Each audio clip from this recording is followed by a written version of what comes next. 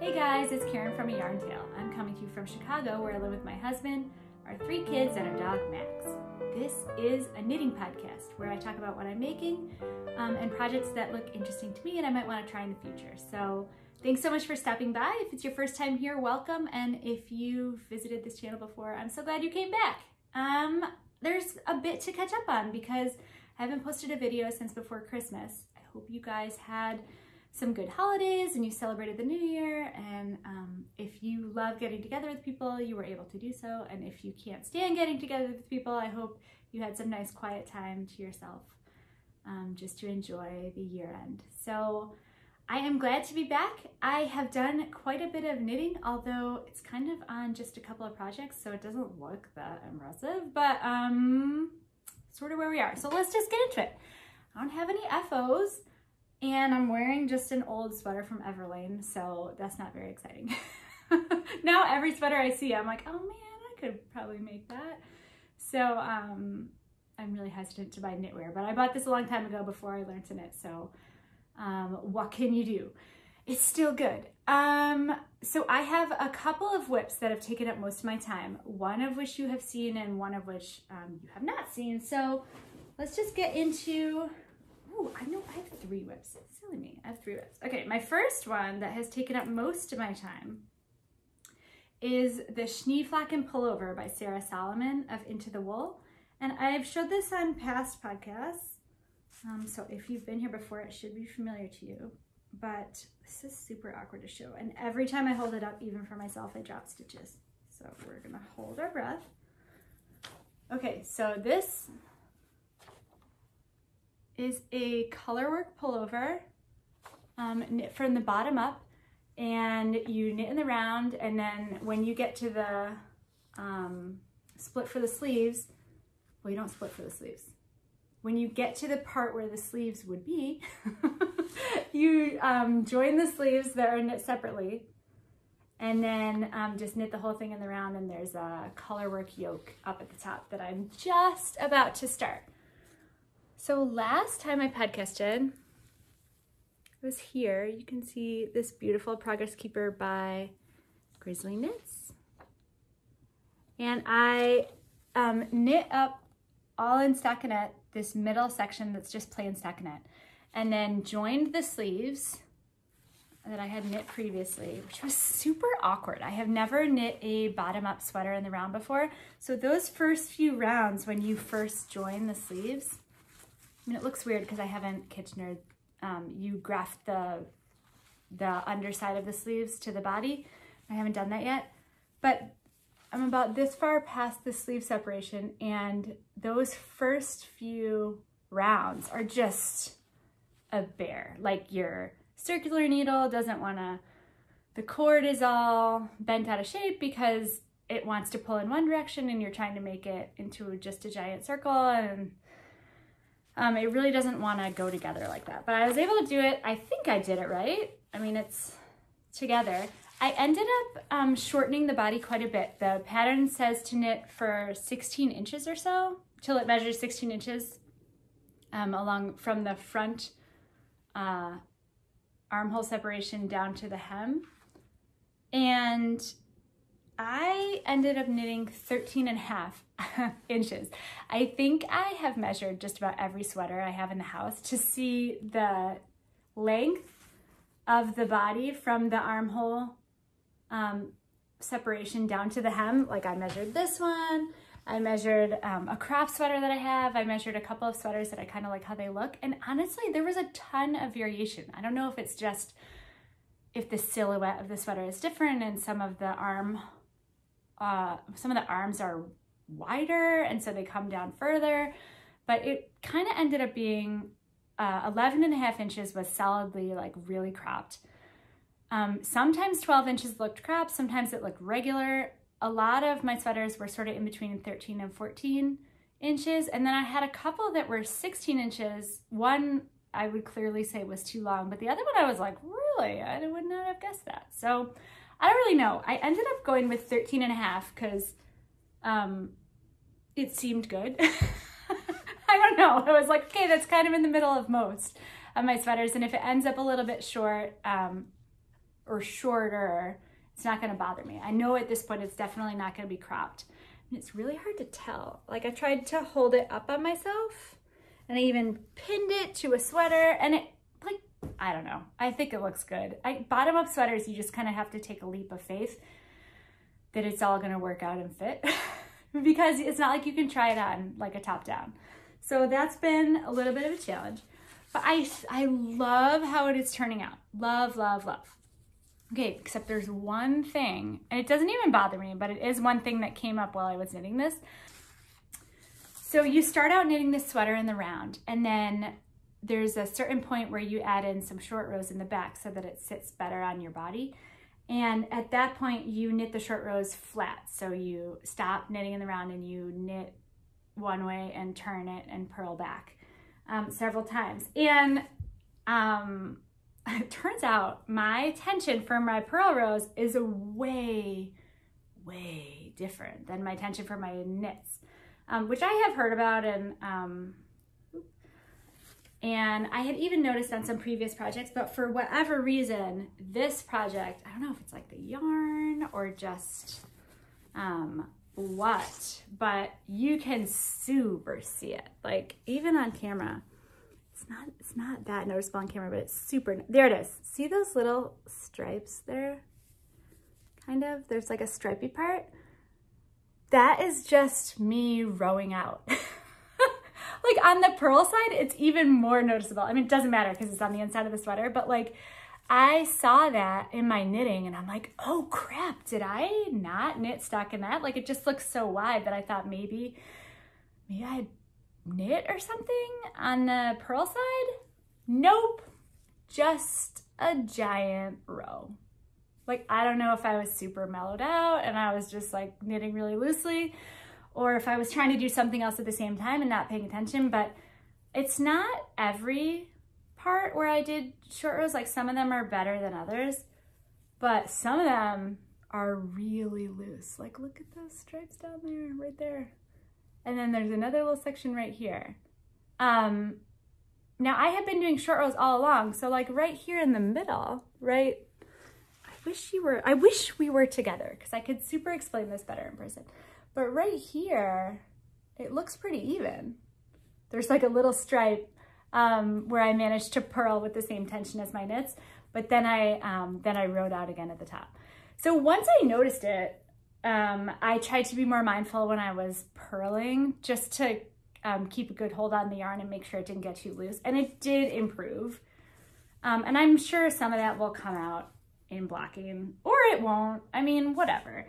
It's on the back, right? So this is the way this sweater works. This is the front. And, you know, obviously there's no short rows on the front. And that looks really good because it's just knits. It looks really even. I haven't even washed it yet. That's some good knitting right there. But the back is a little wonky. But whatever. I still really like it. I like the way the color work is working up. I can't wait to start the yoke.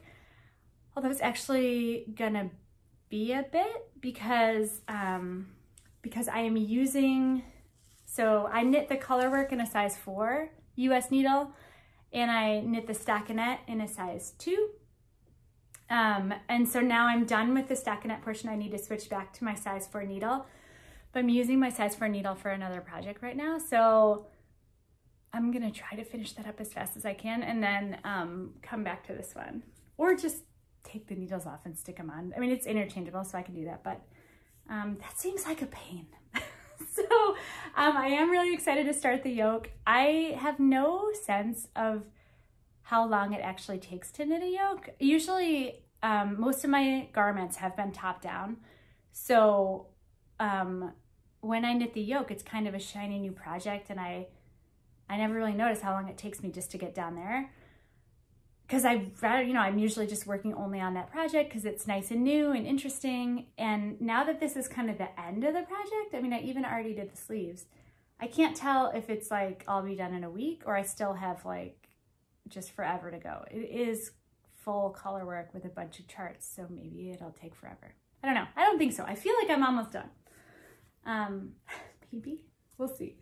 So that is the Schneeflocken Pullover by Sarah Solomon of Into the Wool. I talked about this before, but I'll show you briefly. I am knitting it out of Brooklyn Tweed Loft in the colorway Fossil and Pumpernickel, which I love. I think they look really pretty together. I think the color work shows up really well. There's a good contrast, and it's still neutrally enough that I think I'll wear it a ton. So that is that. That is whip number 1. And my second whip that is taking my size 4 needles is actually a new cast on from the last podcast episode. So this is exciting. I cast on the Dahlia Cardigan for my daughter in the size 6. She's 5, and she's actually a tiny 5, so I think it's going to be a little bit big for her, but better big than small. So this pattern is by, hang on, show notes.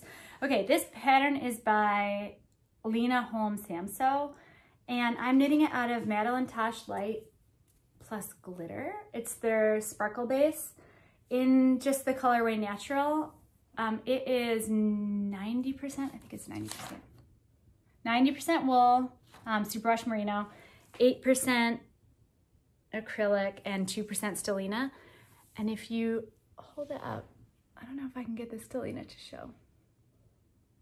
It is totally not showing. Okay, this sweater is super sparkly. It is silvery, sparkly in person, but it just does not seem to want to catch the light. Nope, it's not going to show. Well, imagine sparkles. so this is a top-down cardigan that's knit flat, and there is, you start at the neck, and there is a lace portion in the yoke that goes all the way around. And then you split for sleeves, put the sleeves on waist yarn, and knit down the body. Whoops, hang on, my hem is flipping up. Knit all the way down, and then there's just a ribbing, small ribbing at the bottom. So this has been flying. I'm knitting it on 4s. The ribbing itself is a 2, so I have to actually swap my needles with the Schneeflocken because they're both using 2s and 4s at various times. So all I have left to do for this is the sleeves.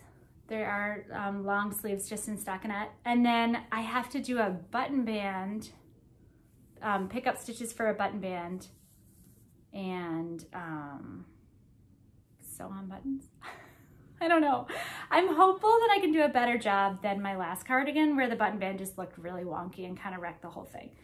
I did go down 2 needle sizes for the hem ribbing, and I think that's way more effective. My last cardigan, I was too lazy to get my smaller needles out. I didn't think it actually mattered, so I just kept going with the same size needle as the body, and it looked pretty bad. So I learned my lesson the hard way, and I went down a couple needle sizes for the hem ribbing, and I do think I was gonna do even twisted rib because I thought that would make it even neater, but then I thought, I mean, that's a little bit too far.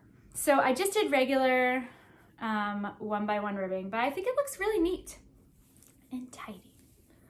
So that is that. It is not flaring or anything. I didn't bind off particularly loosely or tightly, or I didn't do any kind of special stretchy bind off, and it's still pretty stretchy. Okay, so what I would like to do is, I was thinking of, this sweater is pretty plain for a kindergartner, for my kindergartner, although she does like the sparkle. But I was thinking it might be nice if I could add a ribbon on the button band on the inside, just to have a little bit of color somewhere that she can latch onto, and maybe she'll like it a little more. But I have a lot of questions about button bands. I've only ever attempted one, and like I said, it didn't go that great.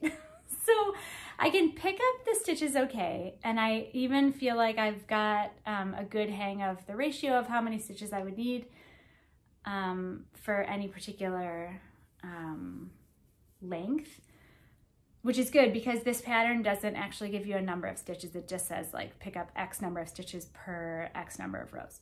So, but my question is, if you put a ribbon on your button band, I've seen people put them on the inside of cardigans when they steek, and then they use the ribbon to kind of cover the steek and neaten it up. But if you put it on the button band, do you only put it on the side of the band that has the buttons and not the side with the holes? Because if you put it on the back of the side with the holes, you have to cut your ribbon to accommodate the buttonhole. But then, like, how do you do that? And then do you have to reinforce it with embroidery floss or thread or something? Or do you need a sewing machine, which is like, no, I can't sew. I really, that's way outside of my comfort zone. I don't even know I had a sewing machine because I binge watched like every season of Project Runway, and kind of thought that I could do that. And then I got a sewing machine and was like, oh, just kidding, this is super hard. And it's really something that you would be it would be much, much easier to learn how to sew if you could learn in person instead of just like through YouTube. So I made a couple of really ill-fated attempts at making things, not even garments, just things. And I was like, this is not for me. So I don't have my sewing machine anymore. So if you need a sewing machine to reinforce your buttonholes, then that's kind of a no-go. I was also thinking, like, what if I put the ribbon like here on the inside of the button band, like on the body of the garment, almost like it, as if it were a steek, and then the buttonholes themselves would just be on the knitted button band and I wouldn't have to deal with the ribbon and the buttonholes. But maybe that's a bad idea. I really don't know. I was gonna just pick up stitches, knit the button band, make the buttonholes, you know, just by casting off a stitch and then casting on a stitch on the next row and kind of figuring it out. I don't know. I haven't even consulted YouTube, so maybe there's a really easy answer to this. But I thought I would also ask you guys, because you guys are super smart and probably you've tried this all the time. So also, is there a particular kind of ribbon I should be looking for? And should it be like way more narrow than the button band itself, or kind of the same size, or just a little bit? I have so many questions. So I guess the answer is maybe I won't end up doing a ribbon, but I really want to try it. I'm going to try it somehow. I actually have a good sense of how to stitch the ribbon in. I've watched a couple of videos of that, and those people did put it, I think, only on the side with the buttons themselves. But I kind of feel like you'd want it on both. I don't know. Anyway, to be continued. We'll see what I come up with. Also, if you know a good place on Etsy or wherever to source cool looking ribbon, I'd also be up for that. Okay, so we got that. We got the Macintosh glitter. Okay, so that is the Dahlia cardigan. Super cute, really fast. It's DK weight, so it knit up really quickly. Also, child garments way faster than adult garments, duh. But I mean, for real, even though you know it, when you're actually experiencing it, it was still surprising to me. So I love this yarn. There's stellina in it, but it's not at all scratchy.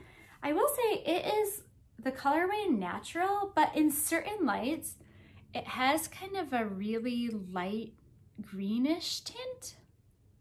I don't know what that's all about. I don't know. I mean, it's still pretty neutral, but it definitely has like a cool tone to it. I am holding it double. I don't know if I mentioned that because it's a light fingering. So when you hold it double, you get almost a DK. So I was able to get gauge with that. And I have plenty of yarn left. I actually probably should have wound up a center pull ball because I think I might be able to get through. These are 2 skeins that I just hand wound into 2 balls to hold them together, but I think I might be able to get through with just one, and then I would have been able to exchange the other skein of yarn, but oh well, I'm gonna have some sparkle left in my stash, so there are worse things. So that is my Dahlia cardigan. All right. Sorry, Max was barking there a bit. So my last whip is the Social Bubble Jumper by Brenda Lamb. I am knitting it out of Knit Picks Tough Puff, which is 100% wool, bulky or super bulky yarn. And in case you hadn't noticed, I have made 0 progress. After I knit this first sleeve, I just basically set it down intending to get back to it and then didn't. So I thought I'd show it on the podcast because once I show something, then I sort of remember it and want to get back to it. And also, I got the best gift in the mail. One of the viewers of the podcast heard me lamenting that I didn't have any stitch markers that would fit on those giant needles to knit this sweater. And she sent me Harry Potter themed stitch markers. Are these not the cutest? That's a little book. This is the cloak. Sorry, they're really wobbly there. And then this is one with Hogwarts on it. Super cute, and they fit on the needle, which is perfect because I was basically just using scraps of yarn that I tied around, and it was really janky and didn't work that great. So I just need to buckle down and pick up stitches for the last sleeve and just knit it. It's only going to take me like 2 days, which I think I've said 7 times. It's only going to take like 2 days, but if you don't actually pick up the stitches, you'll never do it. So I'm gonna work on this and have my first sweater done of the new year. What else? That is all my works in progress. I have a bunch of things that I want to cast on, and I actually have bought yarn for 2 of them, which I'll show you when it comes in. It hasn't arrived yet. So I haven't done a true make 9, in part because I'm not a good photo editor, and just the technological hurdle of trying to edit in 9 photos into a good looking grid is like, ugh, I can't do it. So I might just make a make 9 list, you know, like old school analog style for myself, and then check them off. Unless I'm feeling tech savvy and I, you know, actually get around to putting a grid together. But so far I don't have 9, I only have 3, I think. So I can go over those 3. Well, one, I only have yarn, I don't have a pattern. But so you guys might remember I knit a hat kit. It was a hat kit by 3 Irish Girls Yarn, and it was a worsted weight yarn paired with silk mohair to get kind of an Aran weight gauge. And I knit I think it was called the Winter Cable Hat. It was like a pink fluffy hat with a giant pink pom-pom. I can throw a picture up here, most likely. And I love it. I love how it turned out. I actually didn't particularly love knitting the decreases of that hat. And I think my gauge was a little bit too tight for the needle size that I chose. So the actual process of knitting it was kind of a bear. But I love how the hat turned out, and I was wearing it all the time, except now my kindergartner has decided that that is the best hat, which is weird because it's too big for her. I mean, it fits her head, but it's like obviously slightly too large for her. And the pom-pom is this size, and it is like as big as her face. But she super loves it.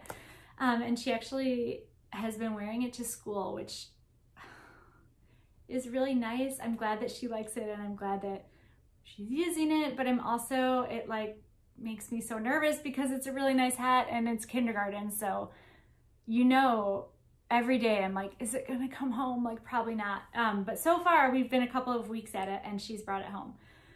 But I know it is inevitable that one day that hat will get left at school and I will never see it again. Because I can't even go into school because of COVID to look through the lost and found. I used to just go in and kind of do a big sweep, but that is no longer possible. So anything that gets left at school, if the teacher doesn't recognize it as ours, just kind of vanishes into the unknown. So in preparation for this sad eventuality, I bought yarn to make another one that's pretty similar because I really love that hat. I love how it turned out. I love the fabric and I just want one for me. So I bought worsted weight yarn. It's not Three Irish Girls because my local yarn store doesn't carry that. But this is Creo because I'm currently obsessed with Creo yarn. Who is local to me, and this is in the colorway Pink Dalmatian. It is 100% superwash merino, 100 grams for 194 yards. It is the, what's this base? It's like anti-Afghan worsted. And it's really, really light pink with these black speckles, which I just love. I'm not even a speckle person, but I love Creo speckles. They're like really minimal and subtle, and it just adds that little bit of interest. So I thought this would be good for a hat. And then this is just a Shibui Knits Silk Cloud, 60% kid mohair, 40% silk. Lace weight that I thought I could hold double. This was on sale in my local yarn shop, and so I had to snap it up because Shibui yarn is ridiculously expensive. So these two I was gonna hold together, and I do wanna do some kind of textured hat. Nothing super complicated because you won't really see a fancy cable pattern, but just something so that it's not plain stockinette. So I haven't landed on a hat pattern yet, or but I have a bunch that I've been meaning to try. So as soon as I figure one out, I'll knit that up. I also grabbed another giant pink pom-pom. So this pom-pom is by a.k.a. Fiber, which is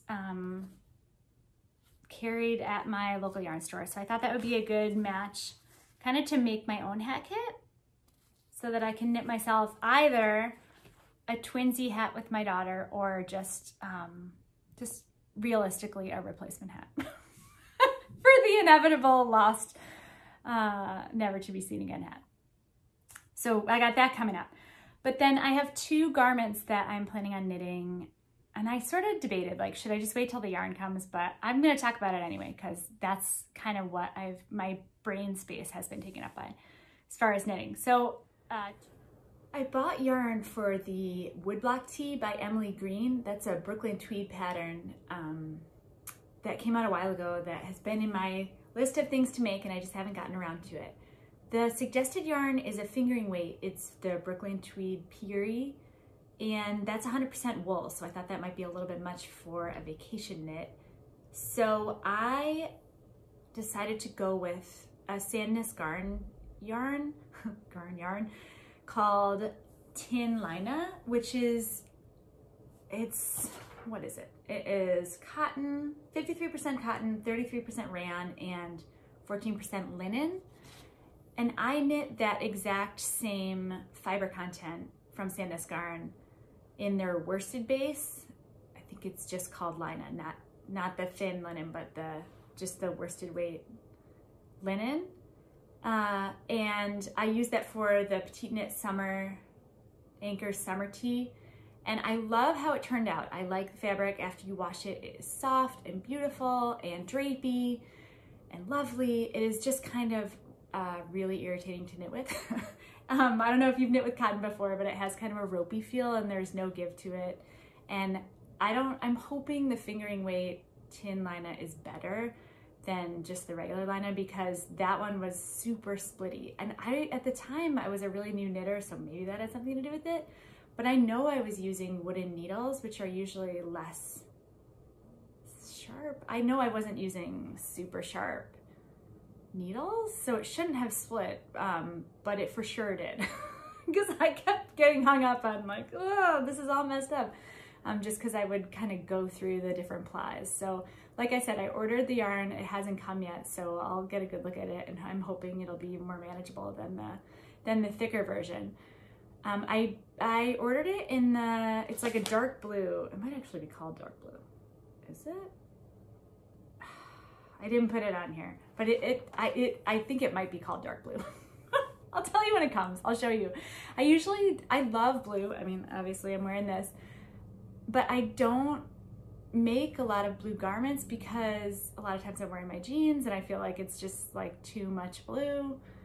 Or I have like black pants, and that, I don't know, it just seems weird to me, but I figure if I'm on vacation, you know, who cares? Who cares anyway, but you know, anyway. So as soon as that yarn comes, I'll cast on for the Woodblock tee. It's I'll pop a picture up here. It is, oh no, I have a picture. Here, just kidding. This is the Woodblock tee. It's super size inclusive. You can wear it with kind of a lesser amount of positive ease, like the light blue option here. And actually the cherry option as well. I don't have a picture of one of the garments with tons of positive ease. There's a version where you can have like 8 or 9 inches of positive ease, and it just lays totally different. It's like really boxy and cute, but I think I'm more gonna go with this sizing version. It's hard to see, oh my gosh, it is hard to see the details in this picture, but it is a textured tee where there's a ton of ribbing. It's like various types of ribbing. You knit it bottom up and in the round, and it's one ribbing pattern here, and then it kind of switches to a different ribbing pattern here. Then there's this asymmetric, or this triangle portion in the bust. There's like vertical triangles there that I think are also knits and purls. I haven't really, the pattern is literally a book. It's 22 pages long, charted and written. So I just briefly glanced through it and was like, right, I will have to get on that. I don't think it's very complicated. I just think it's really detailed. And then you split for front and back and knit the fronts and backs flat and somehow join them together with some fancy join that I didn't recognize. But the good thing is there really are no sleeves to speak of. Like, it looks like there's a sleeve there, but it's just material that's created when you knit the fronts and backs, because it's kind of a boxy, squarish, you know, like just kind of a rectangular shape that ends up flapping over your shoulder. And then there's just like a 3-inch cuff there in ribbing. So I'm hoping it doesn't take that long. A lot of the people in Ravelry were like, wow, this took a lot longer than I expected, which is never nice to see. But maybe it's just because it was a lot of ribbing. But I think I can crank it out. I have 2 months, assuming we go at all. I mean, honestly, it's funny because I knit that Anchor summer tee I cast on for what was supposed to be our spring break of 2020, also in March. And we canceled it. So I stopped knitting. I stopped knitting the Anchor summer tee and didn't finish it for several months. And I just feel like, oh my God, I'm gonna end up doing the same thing. I'm gonna cast on and get partway through and then be like, forget it. I can't even go. And it's like the same yarn, whatever. I'm trying to be optimistic, right? Anyway, it's a beautiful top and I'm really excited to get started. And I have one more planned cast on that I bought the yarn and I bought the pattern. And it is a challenge project. So this is the Spot Sweater by Ventzel, which if you do not follow Ventzel on Instagram, you absolutely should. Her Instagram is glorious. She's a Danish designer, I believe, because everything I like is Danish. And her Instagram is like just filled with the most beautiful knitwear, and like she's just so, I don't know, she just has a wonderful eye and a great way about her. So I would completely recommend it. She designs amazing sweaters. There's this one, there's the diamond jumper, which is like a textured, all over textured pattern. There's this slip over that's looks amazing, and a couple other colorwork patterns that are definitely on my list. But I bought this pattern and it's top-down raglan. So I'm like, you know, I mean, it's colorwork, but how bad could it be? Top-down raglan. Well, It is a really complicated chart. Like the way the chart is written out, I just had a really hard time understanding even how to read it or how to, because you don't just go straight across. It's like complicated. I don't know. So first I was like, shoot, I don't actually know if I'm going to be able to do this. I mean, I'm going to figure it out, but it did not look easy. And then I thought, well, maybe I could take a class on this sweater. I think I saw some classes on this sweater, except by the time I thought of the class option, the classes I found actually required you to buy the yarn there, and it was too late. I already bought it. So I was like, shoot, okay, no class. But then I found out that Ventzel has a YouTube channel, and she has tons of tutorial videos specifically for her patterns. So there were, I think 5 or 6 at least for the spot sweater alone, where she just basically knits through the tricky parts, and there's no explanation, which is good because I don't speak Danish, but you can at least watch her go through the chart. So I think, fingers crossed, that I can follow those videos and figure out what the heck is going on. Thankfully, it looks like the size that she's knitting in the video would likely be the size that I would cast on. So that was a win. So this is gonna be a real challenge. This is 3 strands of mohair make up that light color. And then the darker color is, I ended up just knitting the recommended yarn because I was like, I can't deal with one more thing. So I ended up just ordering, the exact yarn that will give me this option. So the lighter color is 3 strands of mohair, and then the darker color is not mohair. It is Tilia. Oh, just the Arwetta Classic by Filcolana. And it's like I think it's called cinnamon. It's like a brown color. So I know it's not very exciting. I was actually gonna do a blue one because I'm in the blue mode, but they didn't have that color available in the Arwetta. So I was like, forget it. I'm just gonna go with what's available, and it'll be one less thing to worry about, you know, trying to get gauge with the yarn that's not the yarn that the designer used, because this is definitely gonna take all of my brain power. Like once I finish up this Schneeflocken, this is like the new Schneeflocken. So only, I believe, much worse.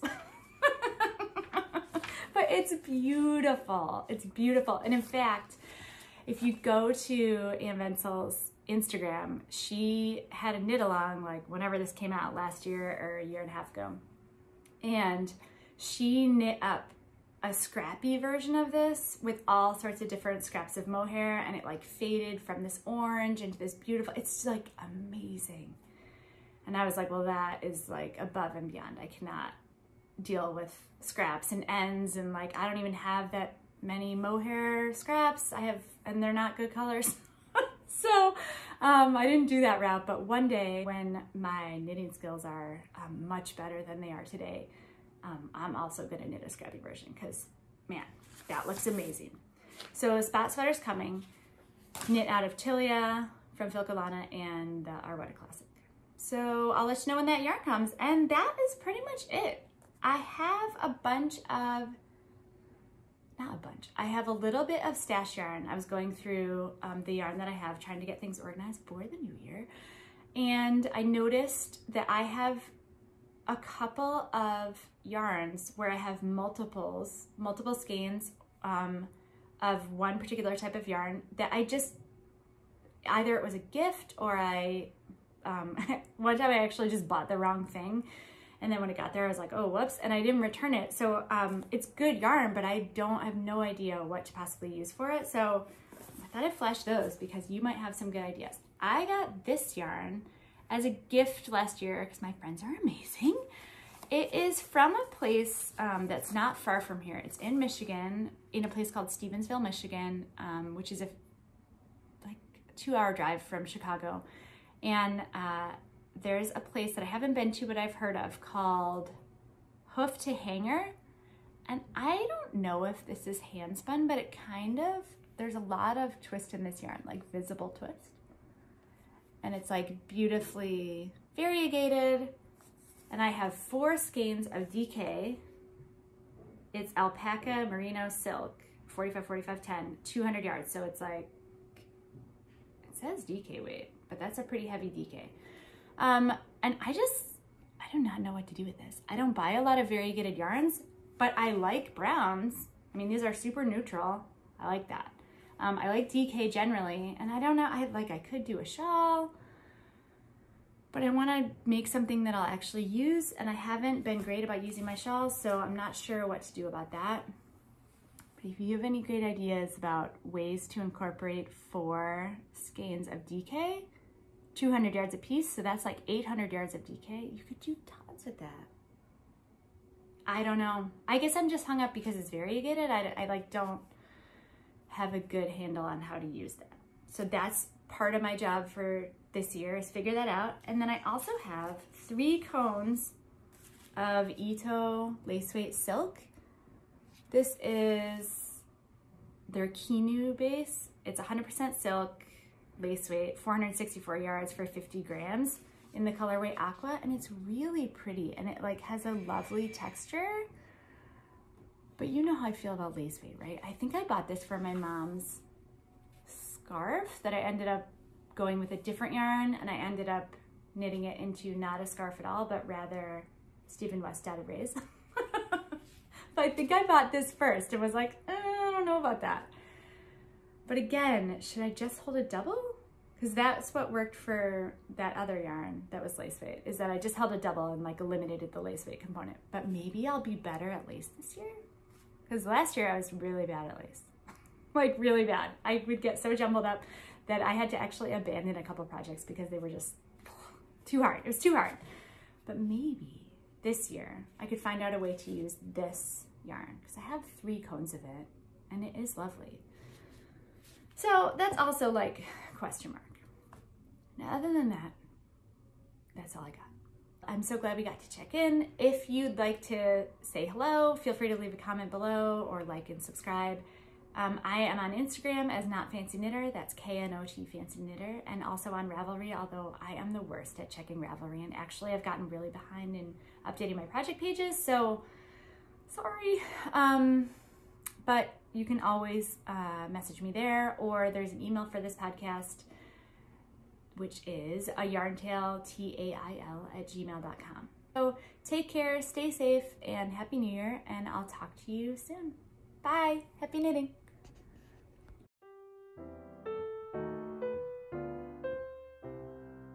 Sorry, there are some construction guys that are sanding my living room floor right now, so they must have gone back from lunch. There's a little bit of a noise of an industrial sander.